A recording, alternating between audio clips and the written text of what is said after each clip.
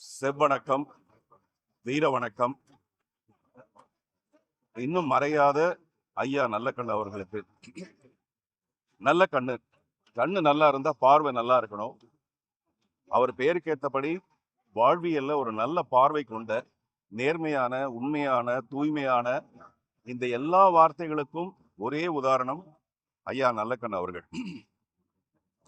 இன்னைக்கு வந்து மாலை போட்டு மரியாதை செஞ்ச அரசியல்வாதிகள்ல யாராவது மிக சிலரை தவிர அவரை பின்பற்றக்கூடிய அரசியல்வாதிகள் யாராவது இருக்காங்களா? அது வந்து மிகப்பெரிய ஒரு கேள்விக்குறி. நான் அவரோட 2-3 தடவை இல்லத்துல சந்திச்சு பேசியிருக்கேன்.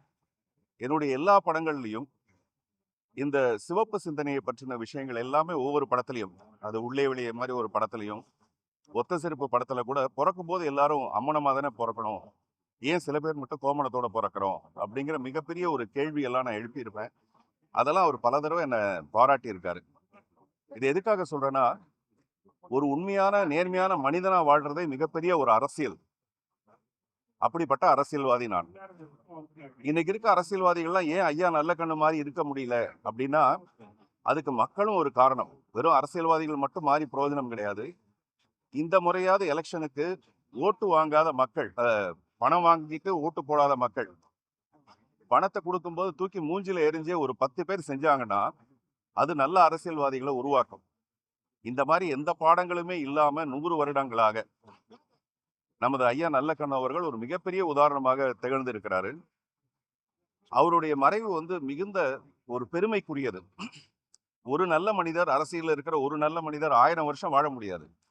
அவர் 100 வருஷம் வாழ்ந்தாருன்னா அதுக்கப்புறம் இதை வழி நடத்துறதுக்கு, அதை எடுத்துட்டு போறதுக்கு நிறைய இளைஞர்கள் முன் வர வேண்டும்.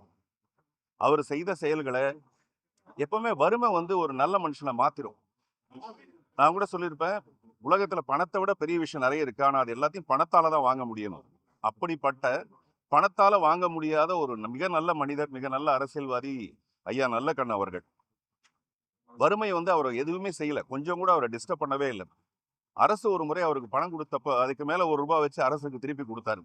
அந்த மாதிரி இந்த தடவை ஓட்டுக்காக பணம் கொடுக்குற மக்கள், அந்த அரசியல்வாதிகள் கிட்ட மேற்கொண்டு ₹1 வச்சு திருப்பி மறுபடியும் மக்களே அவங்களுக்கு திருப்பி கொடுத்தாங்கன்னா இங்க நிறைய நல்ல அரசியல்வாதிகளை பார்க்கலாம்.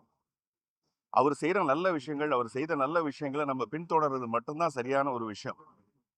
அவர் செய்த எல்லாமே என்னால செய்ய முடியலன்னா கூட இந்த உடல் தானத்தை நான் ரொம்ப வருஷத்துக்கு முன்னாடியே பண்ணியிருக்கேன். அவர் இறந்த பின்னும் அவருடைய உடல் தானம் செய்து அது ஏதோ ஒரு வகையில் இந்த சமூகத்துக்கு பயன்படணும்னு நினைச்ச ஒரு மனிதரை பின்பற்றி நானும் அந்த மாதிரி செஞ்சிருக்கிறது எனக்கு ஒரு இந்த நேரத்துல என்னுடைய வீர வணக்கமாக அவருக்கு தெரிவித்துக் கொள்கிறேன். நன்றி.